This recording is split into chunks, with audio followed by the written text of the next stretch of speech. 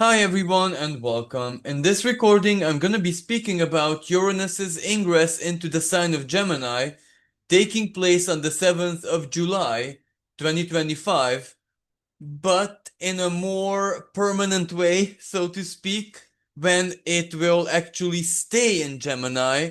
That's in the domains of next year, more like April next year, when it moves into Gemini permanently until 2033. So basically, the next 7 to 8 years, depending on which date you want to work with. Now, Uranus's ingress into the sign of Gemini is not going to last for a very long time, so to speak, because on the 8th of November it's gonna retrograde out.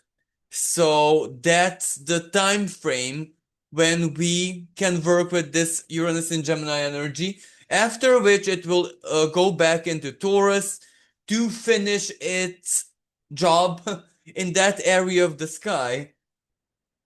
And we must mention that that's in a way quite a big deal, because for Uranus it takes about 80 something 4 years to revolve around the zodiac. So that's the time period when it will return to Taurus again. So maybe that's not like a great span of time, generally speaking. But for us, it's quite a long time, because usually it's once in a lifetime. Very few people actually do experience a Uranus return. When Uranus returns to the native position in their charts, so that makes them that they need to be 84 or something like that.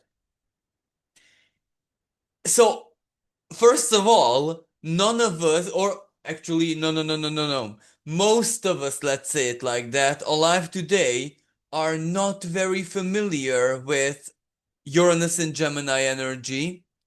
And also, even those who are fortunate enough, well, how much experience could they possibly have in infant stages, especially with energy? So, regardless, this is definitely gonna be almost like waking up to something extremely new, where it's not just the new itself, the feeling, the perception, and basically reality itself may seem very, very different in a very, very short time after this move happens, because on one hand, Uranus changing signs many times has a big event attached to it, like a signature event. One of the closest I can actually give you where it was like a big deal, when it was ready to dip into Aries from Pisces in 2011. Well, the Fukushima disaster happened, so that the reason every astrologer mentions this is because that's so Uranian on so very many levels, that that's the prime example. So extreme things usually happen. So we can expect that in, the coming days. But also, when it retrogrades back into Taurus, into this 29 degree of Taurus, that's the same thing, in the sense that we can expect extreme phenomenon, events, occurrences, etc. to play out. So before we actually get to speak about Uranus in the sign of Gemini, we do need to throw a retrospective look at what it has done and how it has manifested in the sign of Taurus, because this still is in the moment when I'm recording this video. So this is a really good time to study, basically, observe together Uranus's effect. Yes, in a totally different sign. So in on one hand, for its expression on Gemini, it won't be a very good, exercise. However, to understand Uranus himself, it is a very, very good exercise.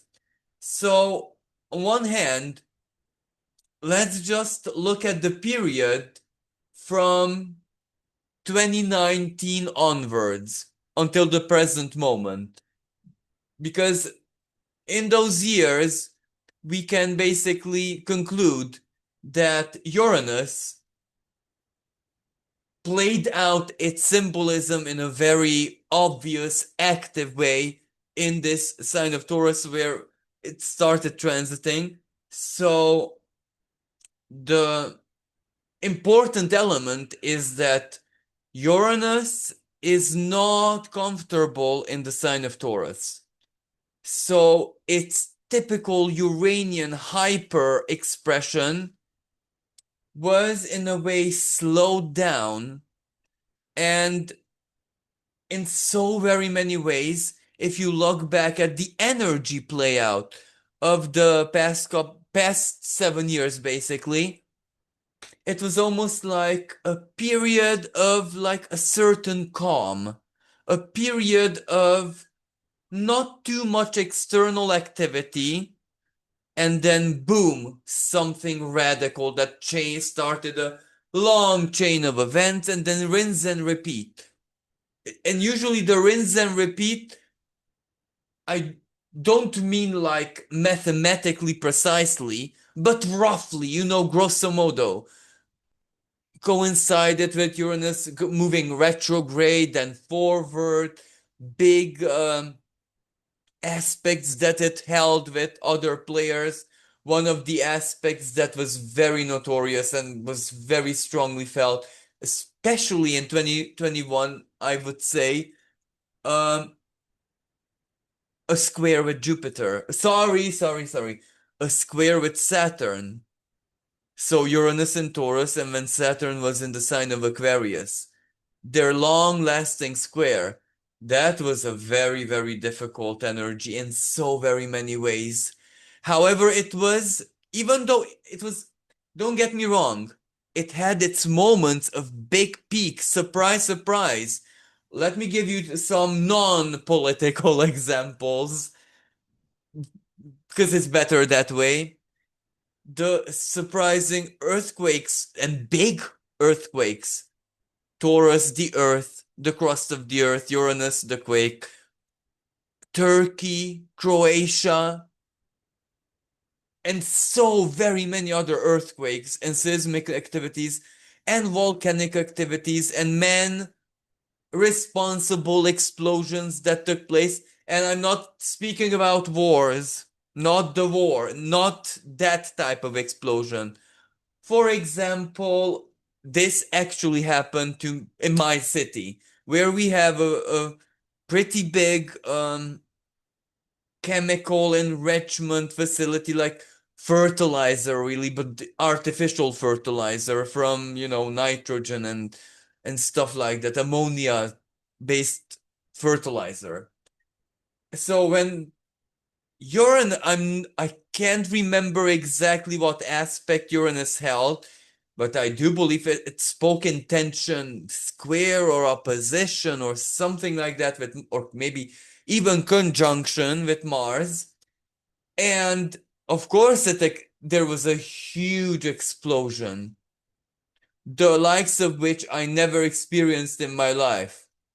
But no real damage, no casualties, no real damage, just a big fright to the whole city. But the same thing and even the same substance took place in other parts of the world where there was a big boom and serious consequences. So storage, plants, facilities, health and safety stuff. I can also remember, and this is in my country, what I'm gonna say, but replace my country really with yours, because this is happening all over the planet. Just that it wasn't necessarily, how should I say, international stuff or something that needs to be known. Local accident. local, anything that is disruptive, really, and revolutionary in so very many ways. So the booms and the health and safety accidents and all of that is a very clear expression. But at the same time, let's think back to the COVID, where let's not emphasize on the virus and the healthcare and that part. Let's more emphasize on value, money, economy, and our, well, Taurus, everything we were used to, our modus vivendi, our personal customs and traditions and habits and comforts and all of that's very much Taurus, all of it. Well, that it's self-explanatory how the COVID kind of changed that very, very quickly and radically, and also stirred up, catalyzed innovation, improvisation, work from home, the digital, the um, how you, I'm searching for the word, remote. That's it. So remote teaching, schooling, learning, working, everything remote, everything in a way digital. That's so very much Uranus, and it shook up Taurus, not in a necessarily solid way, but in its energy and its non-physical expression, our what comfort is, our stability. Well, it definitely shook it up. But besides that, there were, as I said, locally, explosions, health and safety, like gas stations exploded. There were a lot of fires, not necessarily in a way where actually in other parts of the world, like Greece and Spain, there were real like vegetation fires, forest fires, and all of that. In a way, well, Uranus, the disruption, and the trees and vegetation are on the earth, part of nature. So yeah, it's part of the symbolism, but at the same time there were also like fires which were mostly caused by technology in a sense of health and safety, overloaded power lines, and you can imagine health and safety where people bypassed certain, let's say, investments into health and safety and making things as safe as possible in order profit. That's both Uranus, the awareness, don't do this, and Taurus, it's not a good value. And Uranus is the planet of awareness, and it teaches that anyone, regardless of which country, where in the world, if you bypass health and safety and want to make a profit out of that, it's not a good idea. It's not a good value. It's not a Uranian, as in a very, very intelligent investment and thing to do. So this played out in chains. But then again, we know the accidents, earthquakes, the hurricanes, the extreme weather phenomenon, all of that, yes, and also Mother Nature herself, and that's not necessarily in a calamity way, but there were so very many unusual, weird phenomenon.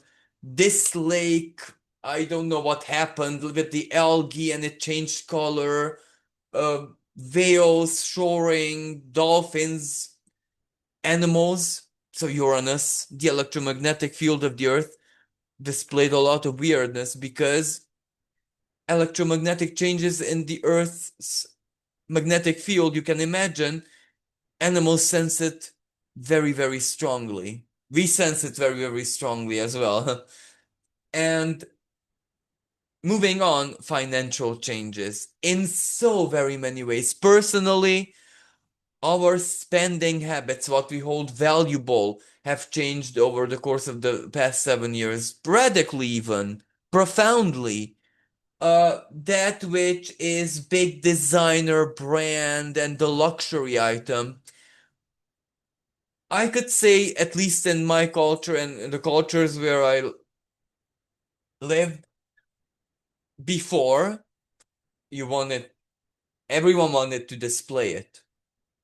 After a lot of turmoil, COVID, and a lot of other stuff, everyone wants to hide their goods and possessions and how well they are off. So no one actually boasts anymore with wealth and none of that stuff. Or there were many food channels where, of course, good food, the best that, the humankind could ever come up with. But it also had a lot of negative effects. Not effect, sorry. Negative review, or not even reviews, feedback, that's what I'm looking for, from people, as in, yeah, it's lovely, it looks like nice, I can understand the culinary art in it, but people are starving here, there, and there, and there, and how can you charge, hundreds of dollars, pounds, or whatever currency for, like, I don't know, a fillet of fish? So there was a very, very strong people realizing, that value is really not all that determined by the external, but rather the internal, in any way, shape, and form. So, another thing that we could really easily observe playing out there is that, financially, a lot of people uh, realized that they would rather have a lifestyle where it's not necessarily I don't want to use a bad word here, so but I don't think I can describe it in any other way, the result driven, but not, don't get me wrong, anything in life and in nature and in the human world is result driven. That's not the problem. The problem is in which way, how. So where I want to go with this is, the pressure of society, a certain requirement that success. Why am I saying these words? Well, Taurus, embodiment. How do we embody success? How do we embody a good work ethic? How do we embody personal happiness, fitness, health, well-being, anything? How do we embody it? So that's why the psychology of it, especially the collective one, matters a lot. So, as I said, going back, I'm not criticizing result driven and goal oriented attitude or anything, but rather that this became so extreme that a lot of people no longer wanted to invest in that. So, what does that even mean? Students figured that I don't want, no longer want to invest in my time, my energy, even if it's free. Many parts of the world it isn't free, somewhere it is. But anyway, it's still an investment, even if it's free time. There you go. And learning and all of neurons. Time in your life that I don't, into something that ultimately is not gonna pay off in a happiness sense. If my investment, my study is gonna enslave me, okay, symbolically, my time, my hours, my schedule, that's also, no, I don't want to live that lifestyle. I'm gonna invest in a different way, in a different career, different job, different lifestyle. So Uranus and Taurus, a lot of people bought land and tried to move back organically. So we could also see that at the COVID. Now, I don't want to speak about the past really, about Uranus and Taurus, because that's not the topic of this video, but it's so important to understand. So a lot of people moved back to nature, naturalism. They rediscovered the value of, well, Taurus, the simplicity of life. We also had the North Node transiting Taurus, conjunct Uranus. Jupiter conjunct Uranus in the sign of Taurus. So Uranus, in a sense, had, let's say, guests. Though the symbolism of those planets contributed, of course, as well a lot. So nature, natural, organic, not in a sense of primitive, but rather wholesome, or how it feels to the senses. Because, Taurus doesn't necessarily like a lot of sacrifice. So that's how it weighs things. Modern may seem easier, better, faster, anything superior, but once you think about, yes, it is, but it has a sacrifice in the background. And once that sacrifice is not worth it for exactly the Tauran priority lists, the five senses, comfort, stability, longevity, etc., etc., then the goal driven, the result driven oriented anything energy, not just a way of doing things, but socially speaking, personal in any scale, is not on top anymore. It is not, how should I say, so valuable anymore that it's the first choice without even thinking about it. No, it may be second or third now. So this is how Uranus changed our value system. It upgraded it, but it also returned it to the core, to the basics. It really awakened us also to our natural values, because there are many people, many souls who, I'm not saying that they don't like nature, but because I don't know if that is even possible. You cannot like your own mother, basically, but who are not nature oriented really. Nature doesn't do all that much.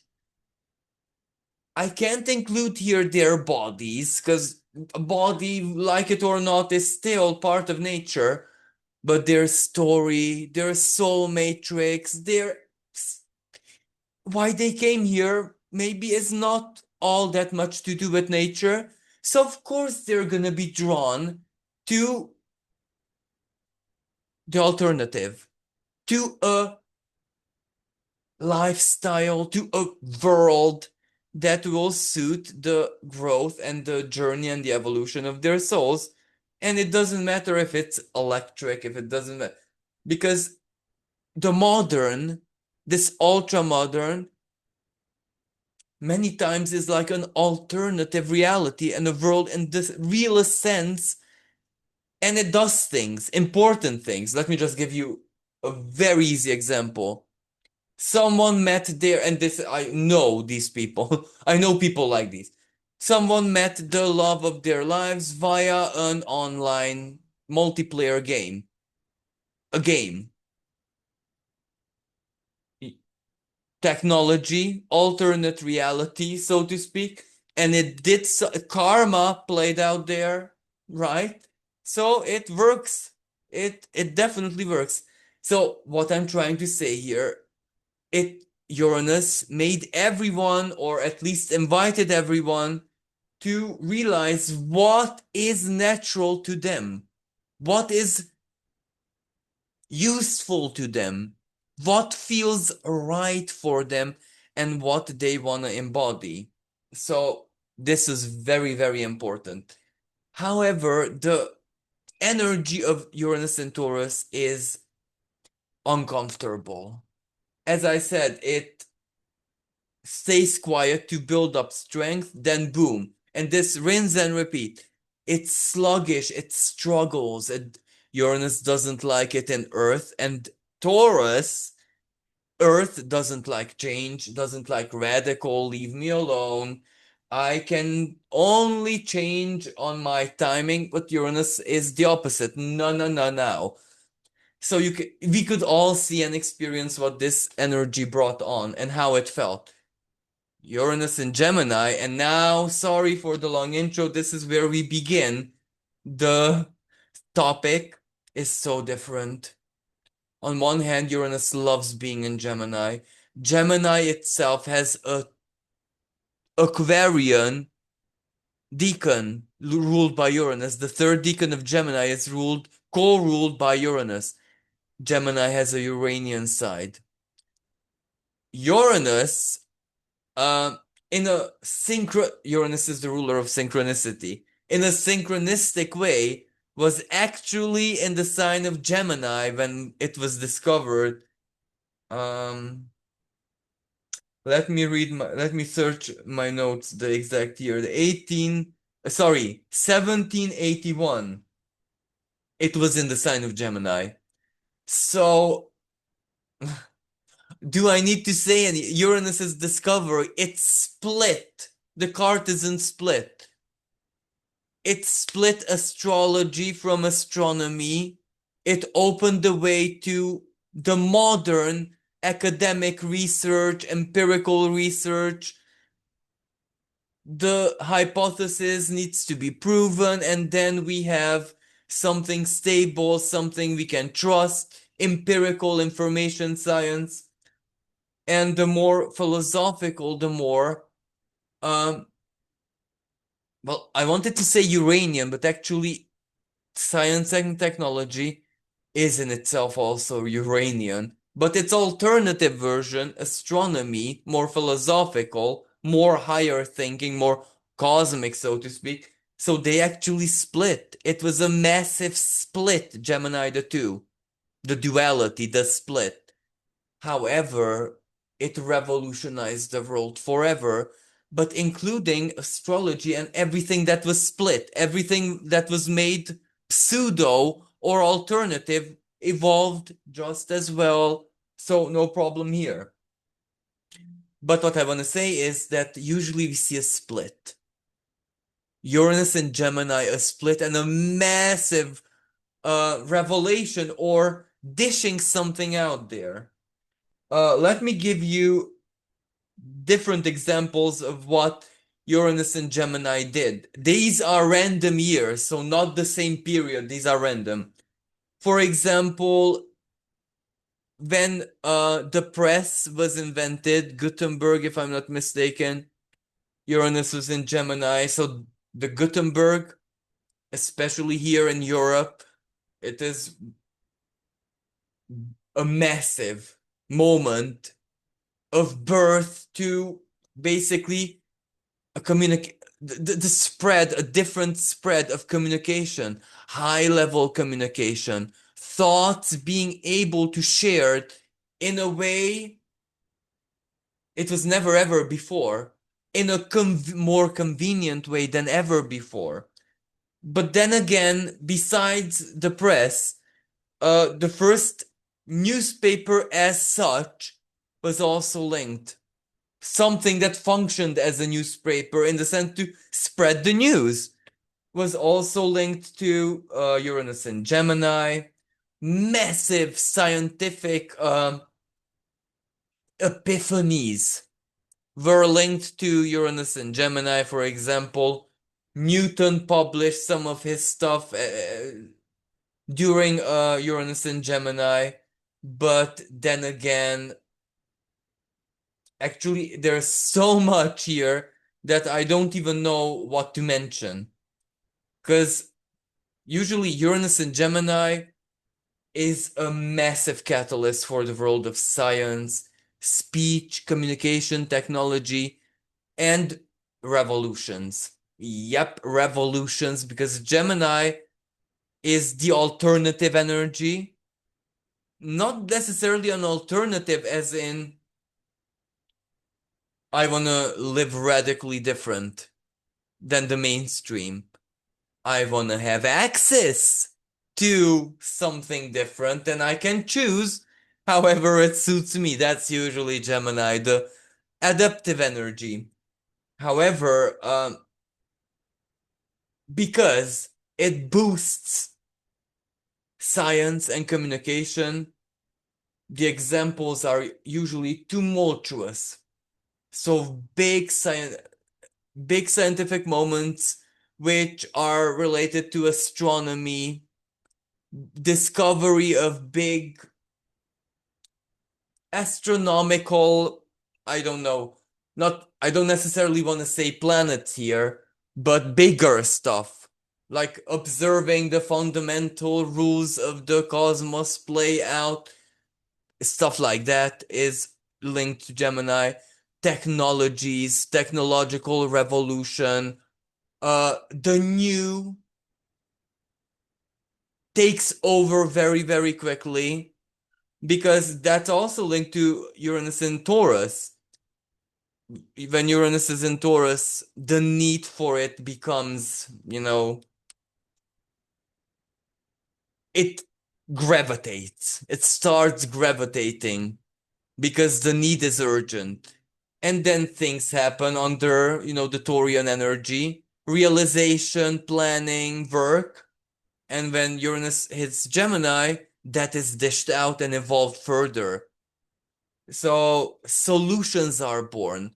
A lot of solutions are born under this energy. So that's why it is gonna feel so very different. It's quick, it's spontaneous, it's very, very rebellious. It is confrontational because Gemini is a very confrontational sign. Fortunately, not like Taurus and Aries, where you get the horns immediately. It wants to understand, it wants to reflect. It's confrontational in an equality sense.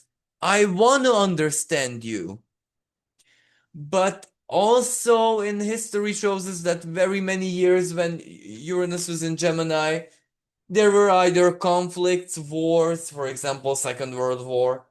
Um, if I'm not, I actually know. So there were always conflicts of certain kind, inner conflicts, outer conflicts, and we get to the big theme, the freedom of speech. Freedom of speech was fought for under Uranus and Gemini energy, and we can so easily see how right now that's a huge topic. We can see now how, well, Gemini can represent the average citizen. It's the average citizen's mind, I wanted to say. So you can imagine how what the average citizen is seeing and perceiving is pumping, fueling the I had enough part of your of the Uranian energy. So that will lead to a lot of uprisings, a lot of protests, a lot of this isn't even protests. That's not the key word. That's the modus operandi, one of them. It's where change needs to come, as in it needs to be real.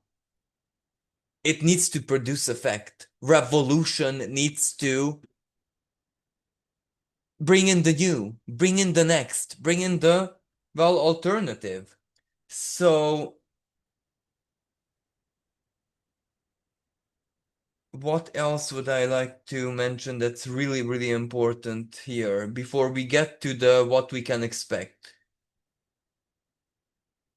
Also, what I want to say is that energy is building up, in Aries and Gemini alike. Because uh Neptune is gonna have a long stay in Aries. Saturn transits Aries, but Saturn is, 2.5 years is quite a long-term energy, so to speak. So this means sextiles. And even without precise astrological conversations, fire and air, explosive, quick, radical, and, shocking. But that's also Uranus in itself. The good news is that Pluto is in the sign of Aquarius. So that means trine energy, long term tri energy between Pluto and Uranus. And okay, that does not necessarily help with the radical expression and the quick expression of the energy, but it does help with the fact that it, in a way, it guarantees that besides disruption and this and that, solutions are born and something really, really positive for the future, Aquarius, both individually and collectively, is born out of this energy. And not just out of this trine, but out of the Uranus transited Taurus before. Actually, right now, at the moment of this recording, still is. Uh, Pluto transited Capricorn, Earth energy, practicality. We learned. We learned from living it, doing it, tolerating it, conquering it, rising above it. We learned. And now it's time to do something with that knowledge, with that experience. So it's Uranus and Pluto trines are so good for inventivity, ingenuity, reaching freedom. But once that freedom is reached, it catalyzes free thought. It catalyzes diversity in a creative way, not in the way that it's a big dispute now, in a creative way. This is where a solution to solutions to a problem can be many, but those many can be good bedfellows. They can be alternatives, options, not necessarily in conflict or in competition with one another. Where in a heavily capitalistic society, sadly, they will have to be. But that's the ultimate goal until, 2033. That the alternative solutions not to be a, a threat to one another. They can just be good neighbors, Gemini neighbors. And to spread, if that makes sense, options for basically Pluto in Aquarius, everyone Aquarius, to have different choices for things not to be enemies anymore. I think that's the highest possible expression of this energy, where Gemini is dual, Aquarius is dual. Many times that duality plays out as enemies, or they're not good neighbors. I don't need to say things, but just look at the world stage.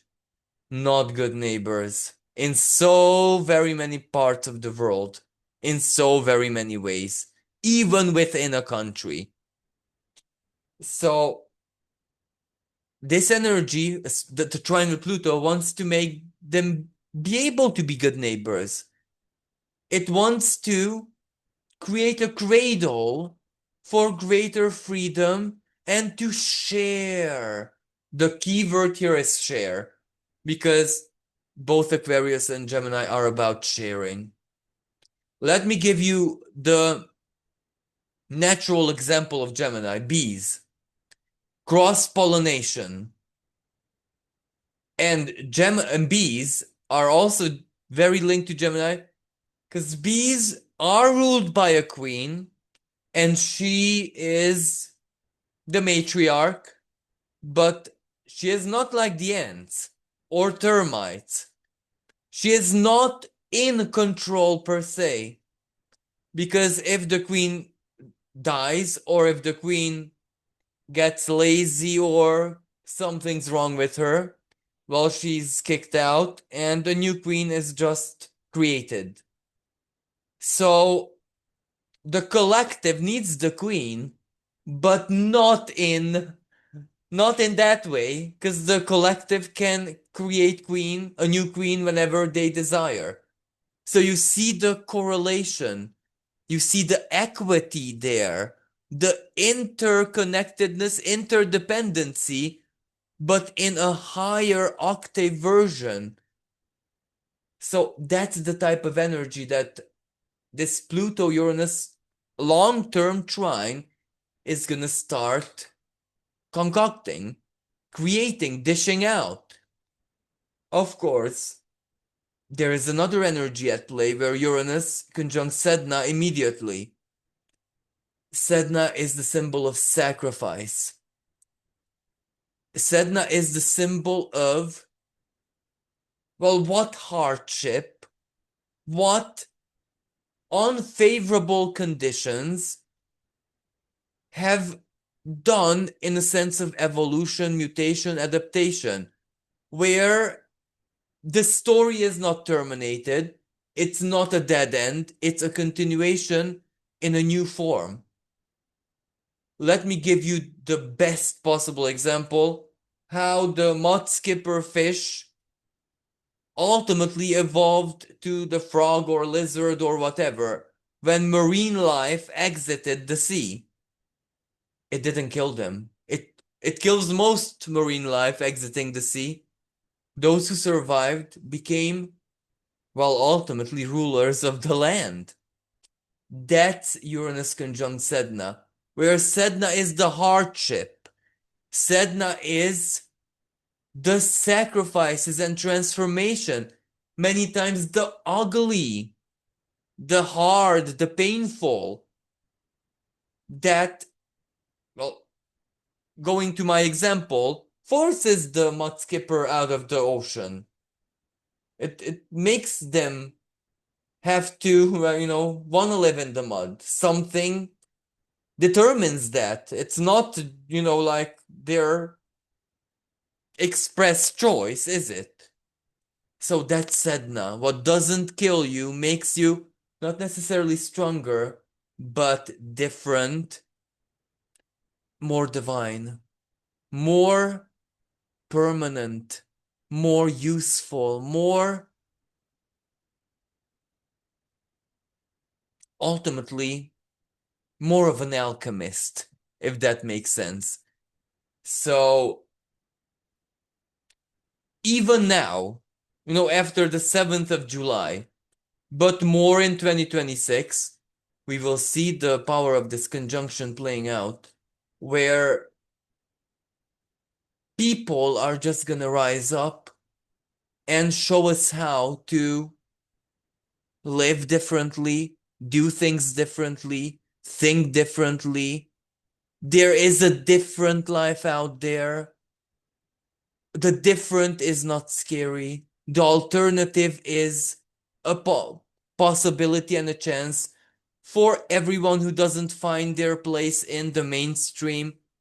So this is gonna be a very powerful, not just the typical technological, etc., boost, but also deep psychological one of acceptance, accepting the wounds, accepting life story, accepting the difficulties, accepting the limitations, everything that made us not be able to become who we wanted, live how we wanted, where something stripped us from what was natural to us.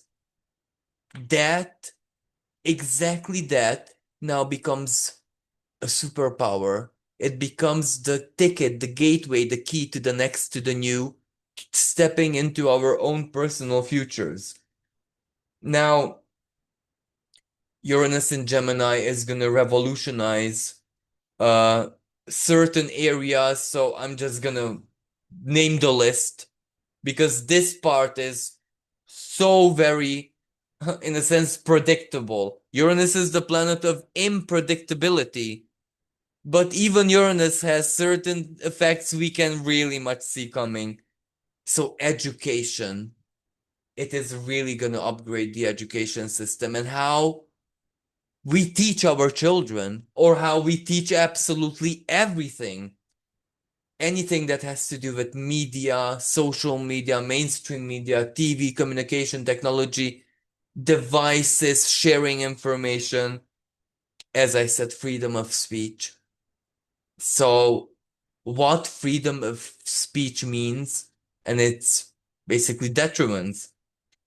Another thing is traveling. Travel is so related to Gemini. Air travel, but any type of travel, not just this is, or better said, personal travel, not collective travel. That's very much Gemini. Local travel. So, does this mean cars? Does this mean drivers? Does this mean technology?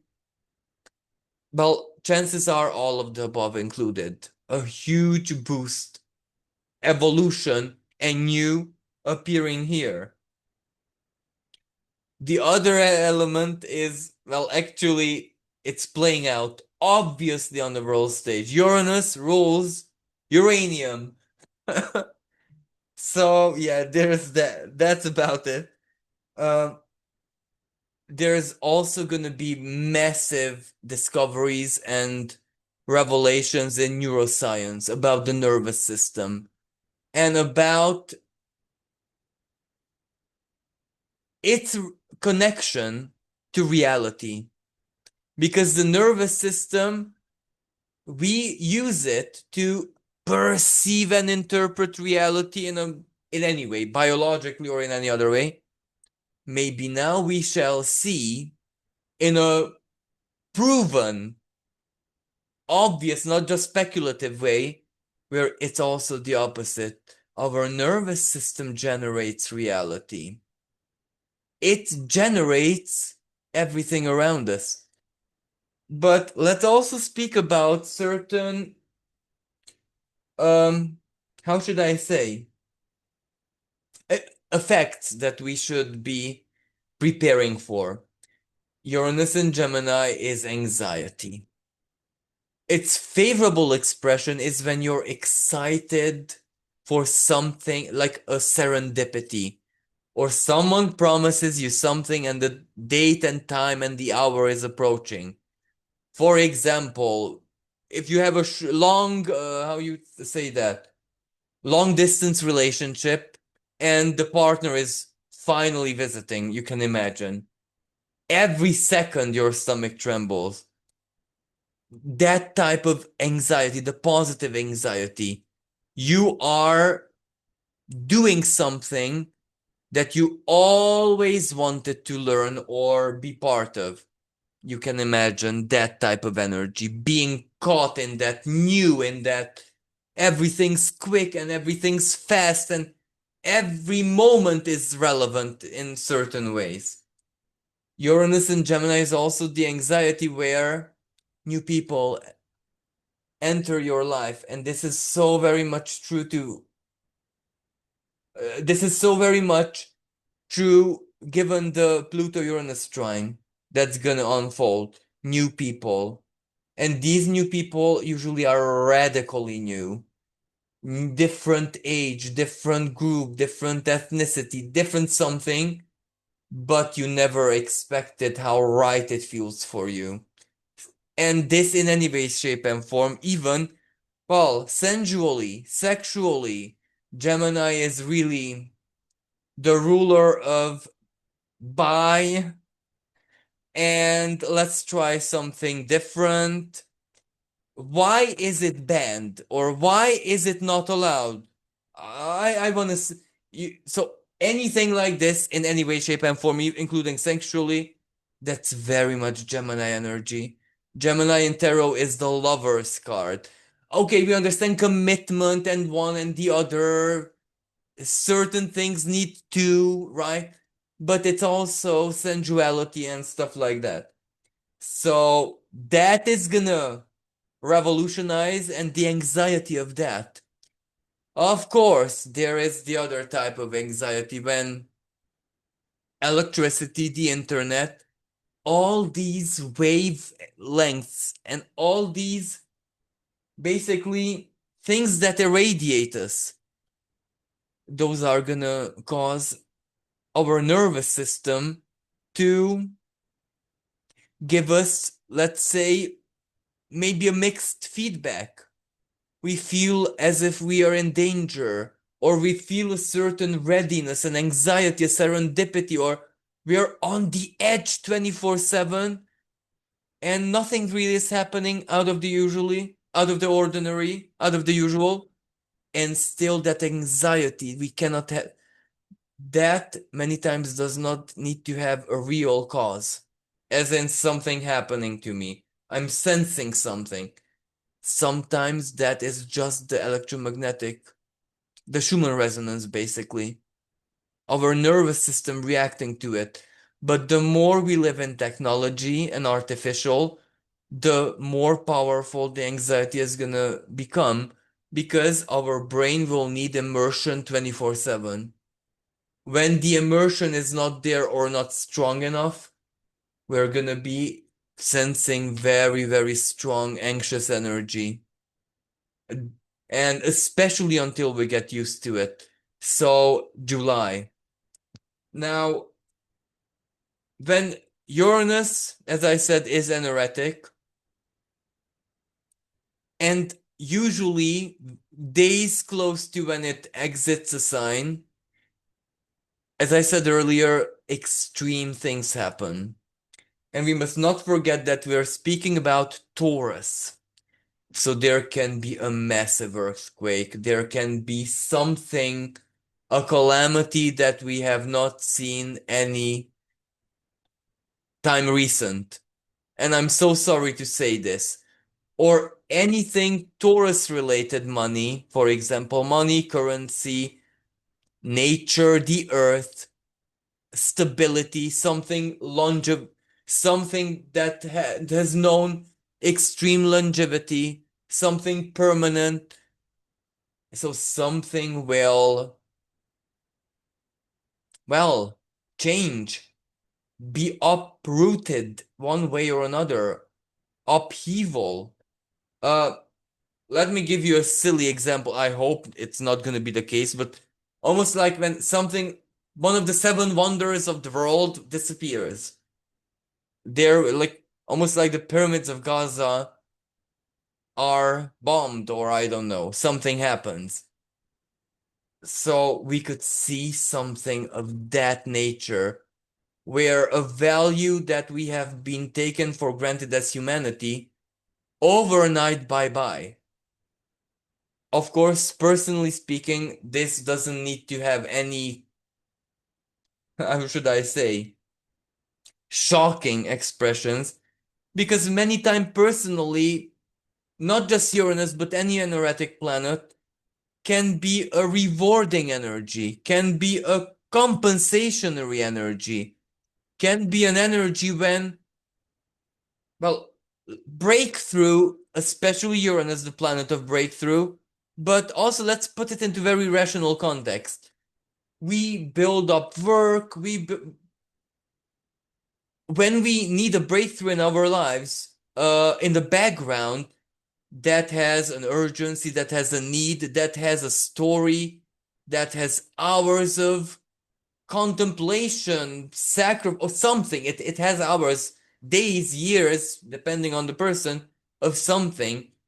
So, anoretic energy, of course, can lead to breakthrough because the time is here, or it's like a massive push. You know, when a ship is placed into the sea, into the ocean, into the waters. That's like usually like a big push. And it's a very, very iconic moment. Okay, sometimes there are accidents and the ship sinks, but mostly it's a success. So, individually speaking, sometimes the energetic energy, as hard as, my example, it is, it can still be a breakthrough, one which was sacrificed for or hoped for tens of years, or you know what I mean. But with Uranus, especially, because Taurus is, regardless of which area of our lives it is in, it's still, you know, fixed. It is still Earth. It is still meant to last for a long time, and changes and uprooting and that is not a comfortable energy for any of us. However, it can be so very, very useful. So, so useful. So, as a finisher, I just want to say a few examples. So, where do you have this ingress of Uranus from Taurus to Gemini. Which house area? So the first house is where prepare yourself, because in the next 8 years, you are gonna feel like be in situations, maybe do things, be part of things which you never ever envisaged yourself to be in or occupy a position. So this is very, very self-oriented. You are gonna be a revolutionary or catalyst part for something collective in the lives of other people. For example, a partner, friends, neighbors, family. So the revolutionary spotlight is on you. In second house, actually, you might say, oh my goodness, my finances are gonna go boom. Or you might say, finally, I'm gonna break through. It's not as easy as that with Uranus, because usually in second house, once on one hand, first, it returns the person to the basics. It strips of everything. It wants us to understand why something is valuable or not to us personally. And then it invites us to work with that realization in our greatest authenticity. So it returns us to authenticity, and we'll take things from there under this Uranus transit. In third house, it's simple. It will blow your mind. In which way? Well, that's the essence of Uranus. We don't know. But this can lead to a big epiphany.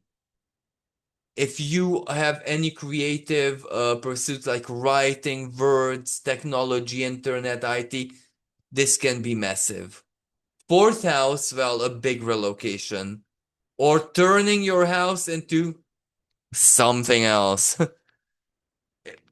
Futuristically, as in a style, or turn your house into something more than a house, or a relocation, or a new family member, or this is where it's around your home, it's around your past in the sense with your family, real estate, and also your sense of belonging. In fifth house, it's your passion center. So this is where this can lead to new sensual experiences, but this can also lead to self-discovery, self-expression. I want to dish out what I feel in my heart. How do I do that?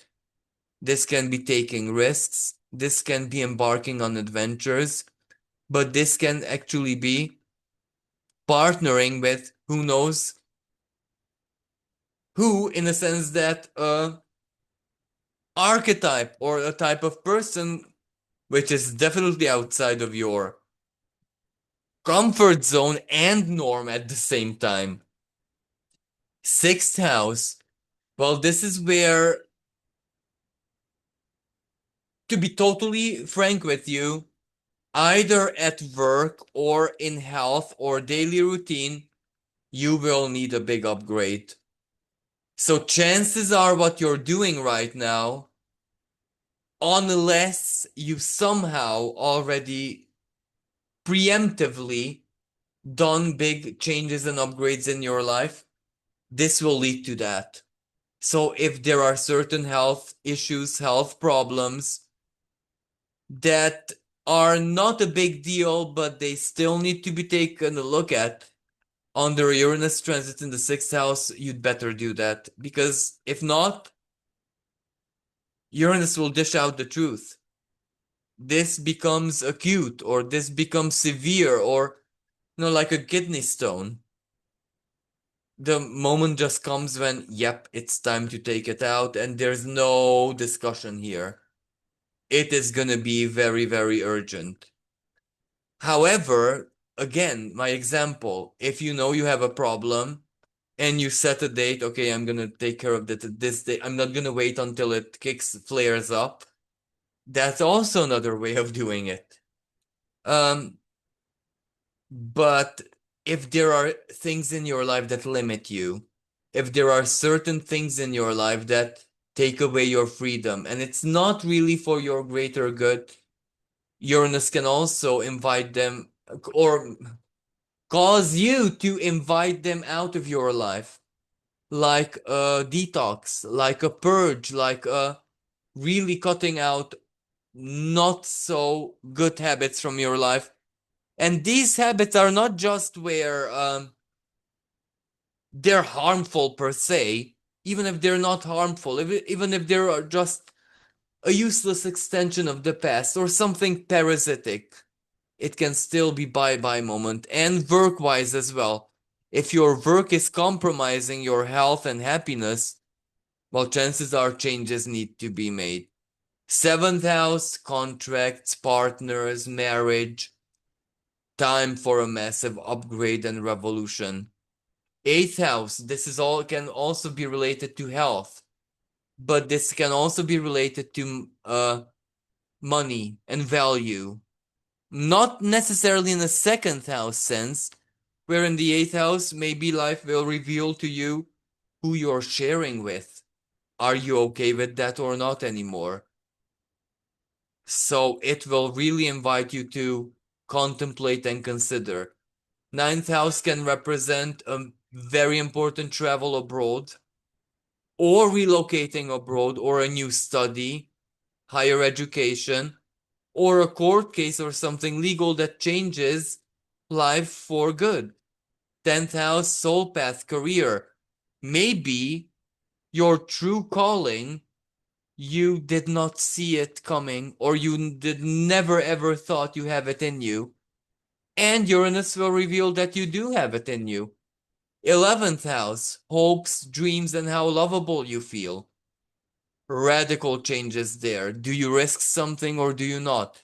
Do you trust a person, a group of people, an ideal, a political party, or not as much? For the 11th house, it's really a futuristic and future oriented energy. So it's going to be surprise, surprise. And finally, 12th house, this is where profound inner discovery, discovering your inner world, the likes of which you never ever thought was possible, altered state of consciousness, connection with the spirit in a way that will blow your mind. So I do believe that I covered what I wanted. Thank you so much for listening. And there is going to be so much talk about Uranus and Gemini in the coming horoscopes for the next 7 years. So this is just the beginning. Thank you again. Until next time. Bye for now.